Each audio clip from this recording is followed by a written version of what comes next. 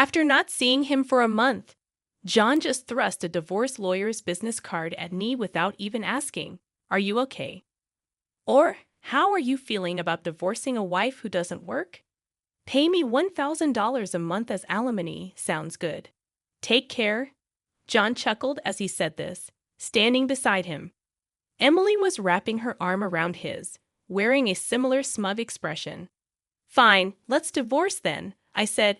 It's so casually that John seemed a bit surprised, but he quickly shared a smile with Emily. Good thing John isn't much of a thinker. It makes my plan easier to execute. After the divorce papers got approved, I decided to start my revenge plan on both of them. I will make them cry as a celebration of my recovery. My name is Sarah Wolf. I'm a 47-year-old illustrator. I also work as a children's book author. I just love drawing. I have 2 childhood friends, John and Emily. They're important friends to me, and John is also my husband. It all started when John asked me out as I was heading to a different college after high school. I was surprised. I thought he was into Emily, but I couldn't say no to a confession from John, whom I had secretly liked. After some thought and consultation with Emily, I accepted John's proposal. Emily's behavior had been a bit problematic since teens, but she was still a dear friend to both John and me. However, Emily had a tendency to snatch other people's boyfriends and then dump them once they became obsessed with her, causing problems time and again. Her parents were concerned, so John and I often spent time with her to watch over her. John and I got married when we were 25. 4 years later, Emily brought her fiancé into our lives. His name was George, a professional working for a top-tier company. Nice to meet you, Sarah and John. I've heard so much about you. Looking forward to our future together. George was very polite, and we all got along immediately. We would get together during holidays and vacations, taking trips or going on long train rides to enjoy some drinks. However, things started falling apart after Emily got pregnant 2 years into her marriage. John's attitude started to change. He quit smoking because Emily said she couldn't stand the smell, and even offered to drive her to doctor's appointments using his vacation days. I warned him, "George might get upset if you're always with Emily." But John argued back, "You have work, don't you? She's our childhood friend, and she's reaching out for help." "You're heartless," I said. "I've been buying things and helping where I can, but going with her to the obstetrician is crossing the line." When I said that, John frowned, and then he glared at me. "Why?" "Because Emily wants it, right? She says she's anxious about the checkup. I can't just let her go alone if she's anxious. All the more reason for George to go with her, right? If you go with her every time, it's almost like you're the father of the baby in her belly." "John, jealous. You're not going to get pregnant anyway, so what's the problem?" He didn't take my concerns seriously and instead started to snap, saying I was being annoying. We hardly ever had a fight during our marriage, but things changed when Emily got pregnant. Our arguments increased, and that didn't change even after Emily gave birth. In fact, John started spending even more time with Emily and their child, Emma. But when Emma was 6, an incident occurred. It had to do with the attendees of Emma's graduation ceremonies. The day before the graduation, John suddenly started rummaging through the closet. "John, what are you doing? You have a meeting tomorrow." John's workplace had a casual dress code, but there was a rule to wear a suit during client meetings, so he always kept a few suits ready. But they were all thrown on the bed. "Now just trying to decide what to wear for the graduation ceremony." "What? You're seriously thinking of attending the graduation?" "Yeah, George can't make it," Emily asked me. "Wait, that's absurd. No matter how you look at it." I inadvertently raised my voice in denial. Immediately, John's face turned sour. I knew he occasionally picked Emma up from kindergarten, and I had done so myself when asked. Yet it was nonsensical for a childhood friend, who wasn't even a biological parent, to attend a graduation ceremony. "You still doubt me and Emily. I'm disappointed that you can't even help out. That's not the point anyway. I'm attending the graduation tomorrow, so iron a shirt properly." John said that and abruptly ended the conversation, leaving me behind and going to the bedroom. I had no choice but to call Emily. Hello, Emily, about tomorrow? Ah, sorry about tomorrow. I'm borrowing John, but won't George be upset about the graduation attendance? Sarah. What are you talking about? Obviously. I haven't told George that the graduation is tomorrow. I'll tell him after the ceremony. I was shocked to learn that George didn't know about the graduation schedule. Upon further questioning, it seemed that Emily hadn't informed George about any of the kindergarten events so far, and John had been acting as the father at the kindergarten, which made me dizzy with its selfishness. Wait a minute, Emily. Isn't that extremely unreasonable? It's disrespectful to George, and just because he's a childhood friend. Hey, what's wrong, Sarah? You're scary. Well, see you tomorrow. Wait, Emily. I was trembling with anger at Emily, who unilaterally hung up the phone.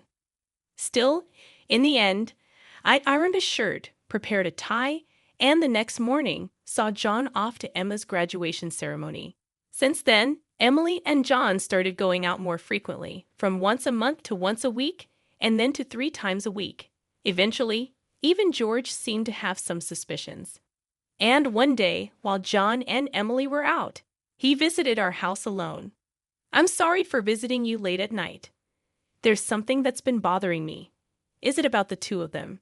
Yes, I would like you to take a look at this. George showed me the GPS history he had installed in Emily's car. It showed that she had been staying at a hotel 3 times a week. All of those days she was out with John. And just by looking at George's face, I understood what that meant. What do you want to do, George? I want to take revenge on those 2. Me too.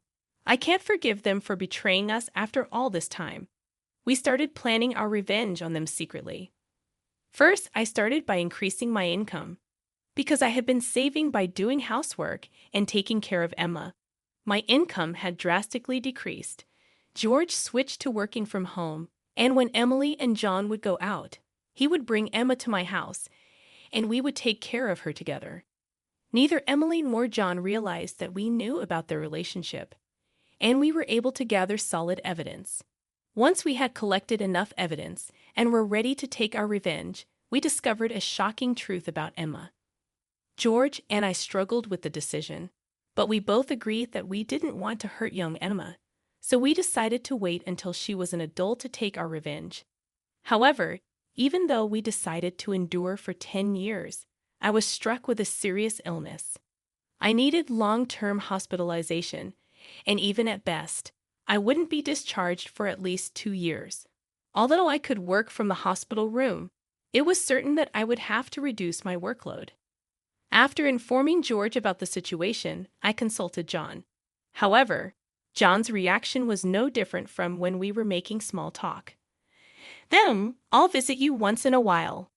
I felt that John no longer had any affection for me, as he didn't even ask about my condition or the name of the disease. In reality, John only visited once a month or once every 2 months. And after Emma's 15th birthday, she started acting strangely. Although she used to visit me almost every day right after I was hospitalized, she became distant after her 15th birthday. However, neither George nor I could figure out why, and we were puzzled. Even when we asked Emma, she just said, "Don't worry about it." However, we ended up learning the reason from John, who rarely showed up. Hey, it's been a while. Yeah, it has. John, who had completely transformed into a flashy appearance, walked in without even knocking. After not seeing him for a month, John just thrust a divorce lawyer's business card at me without even asking, "Are you okay?" Or, "How are you feeling about divorcing a wife who doesn't work?" "Pay me $1,000 a month as alimony, that's the deal. So take care," John said, grinning from ear to ear beside him. Emily wrapped her arms around John's with a similar expression on her face. "Fine, let's divorce then." I casually agreed, which seemed to surprise John for a moment. But he quickly exchanged smiles with Emily. It was good that John wasn't the type to think too deeply. That's why my plan worked so well. After receiving a notification that the divorce was finalized from John, I decided to start my revenge plan against the 2 of them. I will make them cry as a celebration of my recovery.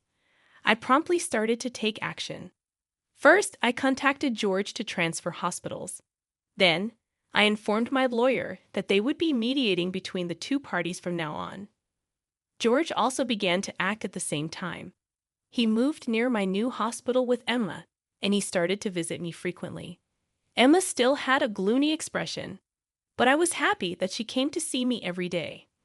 Most of my belongings were already in the hospital room, so I told Jeanne to dispose of the rest. I didn't want to bring anything that the two of them might have touched into my new life. Once the hospital transfer and George and Emma's move settled down, I received a call from John. I had only left my seat for a few minutes, but my smartphone already showed 30 missed calls. I answered the phone feeling exasperated. Hey, what the hell is going on? I could hear the voice of a troubled real estate agent behind John's panicked voice. I also heard Emily yelling, which made me feel sick. What do you mean? What's going on? It's obviously about the house. Why do we have to move out? John shouted at me as if it wasn't his fault at all. I replied to him coolly. Obviously because that's my house, huh? Cheyenne seemed to have completely forgotten. But the truth was the house we lived in was a room I rented as a workspace when I started to make a living as a freelancer. At that time, I didn't have enough income to maintain 2 houses, and John didn't have enough income to live alone, so he ended up moving into my place. Therefore, Jan had never paid the rent or utility bills for that room. Although I received some money from him for living expenses, it wasn't enough to maintain the place. Unfortunately, that room was already canceled. It was far from the hospital I transferred to, so I had processed the cancellation the day after submitting the divorce papers. I didn't inform him because the real estate agent who knew the situation said they would contact him. George and Emma suddenly disappeared, and our house was sold. What are we going to do about our new house? I don't know. Maybe stay in a business hotel for now. As I turned on the speaker and started working, John yelled in frustration, "Don't screw with me." However, he seemed to remember something and started speaking in a more soothing tone. Well, whatever. When will you transfer the money? We're running low on cash. What are you talking about, huh? Don't mess around. I told you to pay $1,000, didn't I? Oh, I don't recall agreeing to that. My nonchalant response was met with incoherent screaming from John on the other end of the phone. Apparently, he thought he could get money from me and had been squandering it. Even if he had $1,000 left, how did he plan to get by for the rest of the month? Hey, don't just stay silent, say something. There's really nothing to talk about. My retort left John momentarily dumbfounded, but he soon started yelling again, growing increasingly annoyed. I addressed John in as cheerful a tone as I could muster. Anyway, we're basically strangers now, so please don't contact me anymore. You'll hear from my lawyer. Huh? Lawyer? Hey, wait a minute. I hung up without listening to John's response. He tried calling back several times, but I ignored it, and eventually the call stopped. However, angry that I didn't answer, John started ignoring calls from my lawyer. He certainly had a childish side, but I never imagined he'd be the kind of person who didn't mind causing trouble for others. I sighed deeply at John's selfishness. A few months later, after a temporary discharge from the hospital, I visited John's parents' house. In front of me were John and Emily, both looking small and trembling. You telling my parents is a low blow, John said. Oh, I just reported that we got divorced, I answered. John glared at me in response, but he shrank back under his father's stern gaze. Actually, I had a great relationship with my in-laws, even visiting and dining with them when John wasn't around. Despite being so well-loved, I felt it was wrong not to share the details of our divorce, so I went to visit them. Is it true that you're remarrying Emily? John asked. Yes, it's true.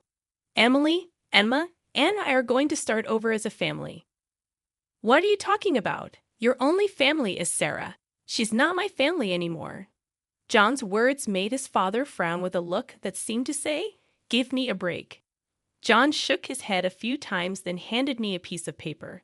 It was a bill from a nearby luxury hotel. "What's this?" I asked. "It's the bill from the hotel we stayed at," John said, acting as if it was obvious, pointing at the bill on the table. Then suddenly he collapsed. "Oh, what the heck, Mom? I didn't raise you to be like this." My mother-in-law, gasping for breath, was met with a look of disbelief from John. Next to him, Emily wore the same expression. "Why are you so angry? It's just that the family is changing because I'm getting married. Plus, you'll have a grandchild, a blood-related one at that. Aren't you happy?" I said. My mother-in-law, looking as if she couldn't believe what she was seeing, glanced at Emily, then turned her gaze to me. Both my in-laws understood that I didn't want children and still treated me as their own daughter. Of course, they treated Emily, my childhood friend, similarly, but there was always a boundary between a daughter-in-law and a friend. I remembered Emily often complaining about that, so I was certain my mother-in-law wouldn't be happy about this situation. And Emily should have known it too. "You dote on Emma, right? It'll be your grandchild, so you'll be happy, right? It's because she's a child I've known since she was little." "Oh, but half of her blood is from John, right?" Even after all this, Emily showed no sign of remorse and acted as if she couldn't understand the problem, giving me goosebumps. At that moment, someone who had been silent until now spoke up. "Enough already. It's disgusting, huh?" Emma, who had been playing with her smartphone in the corner of the room, spoke to Emily without looking up. The room fell into stunned silence. "My dad is the only one I consider my father, whether we're related by blood or not. He's the only one. But you know, John has always been the one to attend your school events. I heard everything from Dad. How he was always informed of the event dates after they were over. How eventually even the events themselves were kept from him. But Dad always said I was his daughter, so I am his daughter, and I will never be yours." Emma glared at Emily as she said this, then sitting beside me, she switched to a more concerned tone. "You know, when I found out about this, I thought you would hate me. But Dad said that wasn't the case, so I came here today. Emma, I love you so much. You were so kind to visit me every day while I was in the hospital. I was really happy, Sarah." Emma, perhaps relieved of her anxiety, teared up and hugged me tightly. It might indeed be a child resulting from an affair between John and Emily, yet it's a child I've taken care of for 15 years. There's no way I don't have affection for her. Speaking of which, Emily, weren't you curious why I wasn't surprised when I found out Emma is John's daughter? Emily looked startled before she could speak. A new person entered the room. We knew from the start. 10 years ago. Actually, George. Emily started to panic when George suddenly appeared. Understandably so, as she had recently unilaterally demanded a divorce, citing irreconcilable differences. "I was shocked when you mentioned divorce. Oh, and unfortunately, you're not divorced yet. The divorce papers are still here. Didn't you notice?" What I figured was, it wasn't in Emily and John's nature to confirm things, but I couldn't help but be stunned that Emily, despite the 100-day waiting period for women to remarry, hadn't noticed for months. So Emily is still my wife, and Emma is still my daughter. "Well, soon there won't be a wife, though," George said. "Wait, what do you mean? A 15-year-old can choose their parent. That's not true. Emma wants to be with Mom, right?" Emily said that and looked at Emma. Emma frowned at Emily and held my hand. Emily was speechless at that and glared at me. Then John suddenly burst into laughter. "So that's what it is. You two are together, huh? But too bad. Isn't it impossible to live on George's salary alone? Can you stop making weird assumptions? Also, it seems George earns double the amount you think," Emily intervened. "Huh? It's probably a bluff. Lol. Besides, it's impossible for you to work while dealing with your illness. You'll just die miserably somewhere," John said, frustrated. This time, I laughed at John's huge misunderstanding. Seeing me suddenly start laughing, John was getting frustrated. "You didn't know about my income, did you, huh? It's probably just a bit more than a part-time job. No, it's different. My annual income is $500,000, I said, revealing my authorial success. John's eyes and mouth were wide open in shock. Emily was also stunned. In fact, over the past 10 years, I had become a popular children's book author, and my income had skyrocketed from essays, interviews, and the like. Moreover, a film adaptation is planned soon, so my income is skyrocketing. Liar. Oh, do you want to see this? I said and showed Emily my bank account screen, which clearly showed a large amount of money being deposited every month. Emily was at a loss for words when she saw it. Sarah, let's make up, huh? What are you saying? Emily was furious at John's words. Blinded by the money, I watched them blankly and then opened my mouth. Well, if you want to get married, feel free. Oh, and I'll definitely take the compensation for damages, Sarah. Wait, Sarah. Ignoring John's words, I took Emma's hand, and after saying goodbye to my in-laws, I left their house. John originally worked at my father-in-law's company, but it was revealed that he was lying about going out for sales, and he was fired. My father-in-law planned to forcibly put him on a friend's fishing boat and work him to the bone. Working on a fishing boat was tough for indoor-loving John, and he contacted me several times, but each time I notified my father-in-law, and eventually the calls stopped. Emily lost custody to George and got divorced. She seemed uninterested in John, who couldn't afford luxuries and didn't seem to chase after him. She was disowned by her family and lived alone in a rundown apartment. She hadn't worked at all since getting married, and since she had always made others do things for her, she couldn't do anything herself. And there were hardly any places that would hire her as a full-time employee. Still, she had to pay for her living expenses and child support. So she worked multiple part-time jobs and barely made ends meet. After entering high school, Emma worked hard every day to study abroad and go to a prestigious university overseas. Being originally diligent, her dream is to translate my picture books and deliver them to children all over the world, which makes me happy. As for me, my picture books are selling well, and I am receiving more and more offers for anime adaptations and merchandise. My illness is also progressing well, and although I am still hospitalized, my doctor recently told me that I might be able to leave the hospital next year. And one more thing, George and Emma come to visit me every day. Actually, George recently confessed to me with remarriage in mind. I haven't given my answer yet, but I can't help but have feelings for him, who said he wants to live together when I leave the hospital. While thinking about what to answer, I work on my picture books every day, hoping for a happy future for us. I weave stories again today.